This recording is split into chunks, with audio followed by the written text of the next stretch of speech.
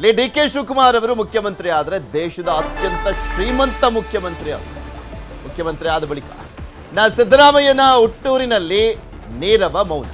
ಸಿದ್ದರಾಮಯ್ಯನವರ ಹುಟ್ಟೂರಿನಲ್ಲಿ ಸಿದ್ದರಾಮನ ಹುಂಡಿಯಲ್ಲಿ ನೀರವ ಮೌನ. ಸಿಎಂ ರಾಜೀನಾಮೆ ವಿಚಾರ ಕೇಳಿ ಬೇಸರವನ್ನು ವ್ಯಕ್ತಪಡಿಸ್ತಾ ಇದ್ದಾರೆ. ಸಹಜ, ಹುಟ್ಟೂರಿನಲ್ಲಿ ಸಿದ್ದರಾಮಯ್ಯನವರು ಆ ಹುಟ್ಟೂರಿಗೋಸ್ಕರ ಸಾಕಷ್ಟು ಕೆಲಸಗಳನ್ನೆಲ್ಲ ಮಾಡಿದ್ದಾರೆ. ಮತ್ತೆ ಯಾವಾಗಲೂ ಅದೊಂದು ಹೆಮ್ಮೆಯ ವಿಚಾರ. ನಮ್ಮೂರಿನ ವ್ಯಕ್ತಿ ಇಡೀ ನಾಡನ್ನ ಆಳ್ತಾ ಇದ್ದಾರೆ ಅಂದರೆ ಅದೊಂದು ಹೆಮ್ಮೆಯ ವಿಚಾರ. ಇವತ್ತು ಅವರು ಅಧಿಕಾರದಿಂದ ಕೆಳಗಿಳ್ತಾ ಇದ್ದಾರೆ ಅನ್ನುವಂಥ ವಿಚಾರ ಅಲ್ಲಿನ ಜನರಿಗೆ ಬೇಸರ, ನೋವನ್ನು ತರಿಸಿದೆ.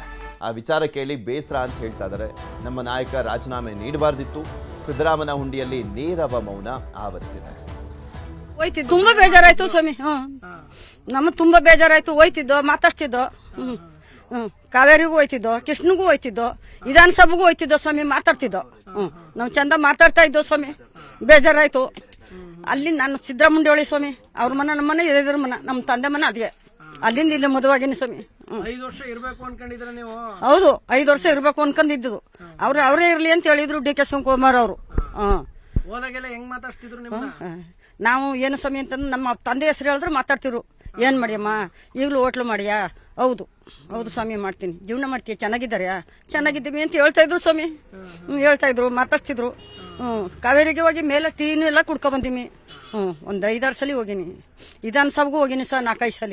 ನಮ್ಗೆ ಇರ್ಬೇಕಾಗಿತ್ತು. ಇದ್ರ ಮುಖ ನೋಡ್ಬೇಕು, ನಮಗೆ ಇರ್ಬೇಕು, ಹೋಗ್ಬೇಕು, ಮಾತಾಡ್ಸ್ಬೇಕು. ಕೊಡಬಾರ್ದು. ಈಗ ರಾಜೀನಾಮೆ ಕೊಡಬಾರ್ದಾಗಿತ್ತು. ಕೊಟ್ಟರು ಮಧ್ಯಕಾಲದಲ್ಲಿ ಶಿವಕುಮಾರ್ ಇರ್ತಾನ. ಶಿವಕುಮಾರ್ ಇದ್ದಾಗ ನಮ್ಗ ಕೊಡಬಾರ್ದೇ ಇತ್ತು ಕಪ್ಪ. ನಮ್ಮ ಮನೆಯವ್ರ ಫ್ರೆಂಡು ಜೊತಲೆ, ಅವ್ರ ಅಂದಿಗೆ ಉಣ್ಣೋದು ತಿನ್ನೋದು ಎಲ್ಲ ಅವ್ರ ಜೊತಲೆ ಕಪ್ಪ. ಬಾರಿ ಬೇಜಾರು ಕಪ್ಪ ನಮ್ಗ. ನೆಮ್ಮದಿನೇ ಇಲ್ಲ ಕಪ್ಪ.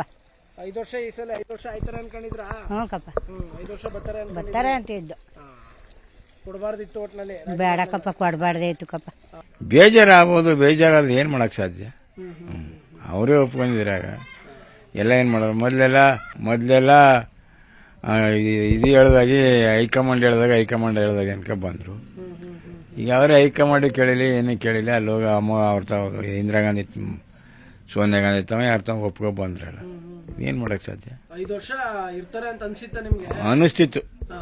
ಹೈಕಮಾಂಡ್ ಅಂತಿದ್ರಲ್ಲ, 5 ವರ್ಷ ಇರ್ತಾರೆ. ಮೊದಲು 5 ವರ್ಷ, ಈಗ 5 ವರ್ಷ 10 ವರ್ಷ ಆಳಿದಾರ ಅಂತ ಇತ್ತು. ಇವತ್ತೊಂದು ದಿನ ನಾವು ಬರ್ತದೆ ಅಂತ ಅನ್ಕೊಂಡಿರ್ಲಿಲ್ಲ. ಖಂಡಿತ ಅವರು 2023ರಲ್ಲಿ ಮುಖ್ಯಮಂತ್ರಿ ಅಂತ ಹೇಳಿದಾಗ ನಾವು ಖಂಡಿತ ಪೂರ್ಣಾವಧಿಗೆ ಅವರು ಮುಖ್ಯಮಂತ್ರಿ ಆಗಿರ್ತಾರೆ ಅಂತ ಅನ್ಕೊಂಡಿದ್ದು.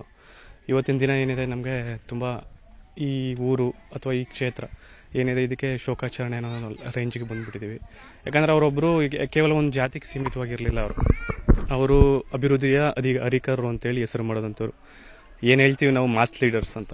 ಅಂಥವ್ರನ್ನ ಕಳ್ಕೊಂಡ್ರೆ ಅವ್ರಿಗೇನು ಲಾಸ್ ಇಲ್ಲ ಸರ್. ನನ್ನ ಪ್ರಕಾರ ಮನೆ ಇದೆ, ಅವ್ರದ್ದು ಇದೇ ಮನೆ ಇದೆ, ತೋಟ ಇದೆ, ಅಲ್ಲೇ ಬಂದಿರ್ತಾರೆ. ಬಟ್ ರಾಜ್ಯದ ಜನತೆ ಏನಿದೆ, ಈ ಥರದವ್ರನ್ನ ಕಳ್ಕೊಂಡ್ರೆ ಖಂಡಿತ ರಾಜ್ಯದ ಜನತೆಗೆ ತುಂಬಲಾರದ ನಷ್ಟ ಆಗ್ತದೆ ಖಂಡಿತ. ಅವರು ಫಸ್ಟ್ ಸ್ಟಾರ್ಟಿಂಗಿಂದ 2013ರಿಂದ ಇಲ್ಲಿವರೆಗೂ ಕೂಡ ಹೇಳ್ತಾ ಇದ್ದಿದ್ದು ಒಂದೇನೆ, ಏನು, ನಾವು ನುಡಿದಂತೆ ನಡೆದಂತೆ ಸರ್ಕಾರ ಕೊಡ್ತಾ ಇದೀವಿ ಅಂತ. ಸಿಎಂ ಸ್ಥಾನಕ್ಕೆ ಸಿದ್ದರಾಮಯ್ಯ ರಾಜೀನಾಮೆ. ಕಲಬುರಗಿಯಲ್ಲಿ ಸಿದ್ದು ಅಭಿಮಾನಿಗಳು ಪ್ರತಿಭಟನೆಯನ್ನ ಮಾಡ್ತಾ ಇದ್ದಾರೆ. ಕುರುಬ ಸಮಾಜದಿಂದ ಬೃಹತ್ ಮಾನವ ಸರಪಳಿ ನಿರ್ಮಿಸಿ ಪ್ರತಿಭಟನೆಯನ್ನ ಮಾಡಲಾಗ್ತಾ ಇದೆ. ಸಿಎಂ ಸ್ಥಾನದಿಂದ ಕೆಳಗಿಳಿಸದಂತೆ ಪ್ರತಿಭಟನೆ. ಕಲಬುರಗಿ ನಗರದ ಸರ್ದಾರ್ ವಲ್ಲಭಭಾಯಿ ಪಟೇಲ್ ವೃತ್ತದಲ್ಲಿ ಪ್ರತಿಭಟನೆ ಮಾಡಲಾಗ್ತಾ ಇದೆ. ಕಳಂಕರಹಿತ ಸಿದ್ದರಾಮಯ್ಯ ಅವರನ್ನ ಸಿಎಂ ಸ್ಥಾನದಿಂದ ಕೆಳಗಿಳಿಸದಂತೆ ಅಭಿಮಾನಿಗಳು ಮತ್ತು ಕುರುಬ ಸಮಾಜ ಆಗ್ರಹ ಮಾಡ್ತಾ ಇದೆ. ಆಲ್ರೆಡಿ ಎಲ್ಲ ತೀರ್ಮಾನ ಆಗೋಗಿದೆ. ಸಿದ್ದರಾಮಯ್ಯನವರು ಕೂಡ ಅನೌನ್ಸ್ ಮಾಡಾಗಿದೆ. ಇನ್ನೇನು ಕೆಲವೇ ಕ್ಷಣಗಳಲ್ಲಿ ಸಿದ್ದರಾಮಯ್ಯನವರು ರಾಜೀನಾಮೆಯನ್ನ ಕೊಡಲಿದ್ದಾರೆ. ಬಟ್ ಅವರ ಸಮುದಾಯ, ಕುರುಬ ಸಮುದಾಯ ಅದಕ್ಕೆ ವಿರೋಧವನ್ನ ವ್ಯಕ್ತಪಡಿಸ್ತಾ ಇದೆ. ಪ್ರತಿಭಟನೆ ಮಾಡ್ಬೋದು, ಅಭಿಮಾನವನ್ನ ತೋರಿಸ್ಬೋದು. ಹೈಕಮಾಂಡ್ ಏನ್ ಹೇಳಿದೆ ಅದನ್ನ ಮಾಡ್ತಾ ಇದ್ದೀನಿ ಅಂತ ಸಿದ್ದರಾಮಯ್ಯನವರು ಹೇಳ್ತಾ ಇದ್ದಾರೆ. ಸಿದ್ದರಾಮಯ್ಯನವರಿಗೆ ನಾಡು ಕಂಡ ಅಪೂರ್ಣಮೆ ತರುವಂತ ಮುಖ್ಯಮಂತ್ರಿಗಳನ್ನು ಕೂಡಲೇ ಮತ್ತೆ ಮುಂದುವರಿಯಲು ಅವಕಾಶ ಕೊಡಬೇಕ. ಹಿಂದುಳಿದರ, ದೀನ ದಲಿತ, ದುರ್ಬಲರ ಇವತ್ತಿನ ದಿವಸ ಜನರ ಪ್ರೀತಿಗೆ ಪಾತ್ರರಾಗಿ ದಕ್ಷಿಣ ಭಾರತದ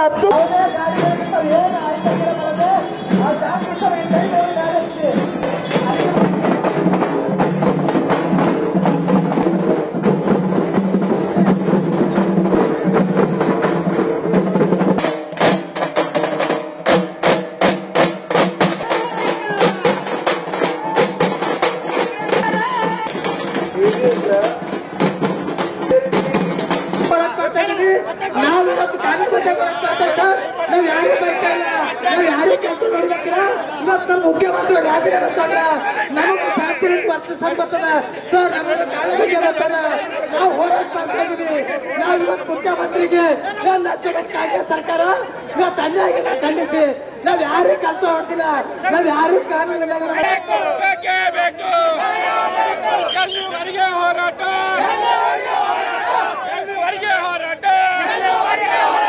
ಮುಖ್ಯಮಂತ್ರಿ ಸಿದ್ದರಾಮಯ್ಯನವರಿಗೆ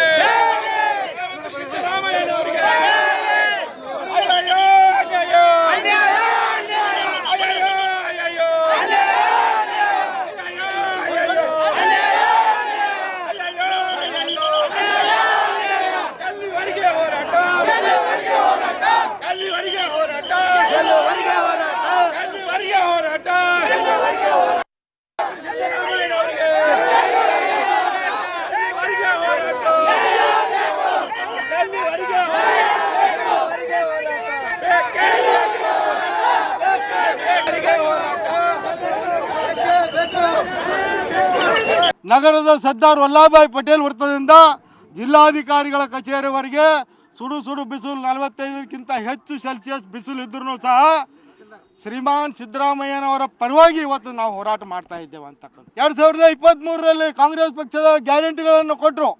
ಆ ಗ್ಯಾರಂಟಿಗೆ ಸೈನ್ ಯಾರ್ದಿತ್ತು? ಶ್ರೀಮಾನ್ ಸಿದ್ದರಾಮಯ್ಯನವ್ರದು. ಆ ಗ್ಯಾರಂಟಿಯನ್ನು ನಿಭಾಯಿಸೋರು ಯಾರು? ಸಿದ್ದರಾಮಯ್ಯ. ಮತ್ತು ತೆಗಿಲಿಗಿದ್ದೀರಿ ಯಾಕಪ್ಪ? ಅದು ಗೊತ್ತಾಗಲಿದಲ್ಲ ನೀವು. 136 ಏನು MLAಗಳು ಬಂದಿವೆ. ನೀವು ಒಂದು ವೇಳೆ ಇವ್ರಿಗೆ ತೆಗೆದ್ರೆ ಅದು 36ಕ್ಕೆ ಬರ್ತದೆ ಅಂತಕ್ಕಂಥದ್ದು ಸಂಘ ಎಚ್ಚರ ಕೊಡ್ತದೆ. 36 ಶಾಸಕರು ಬರ್ತಾರೆ.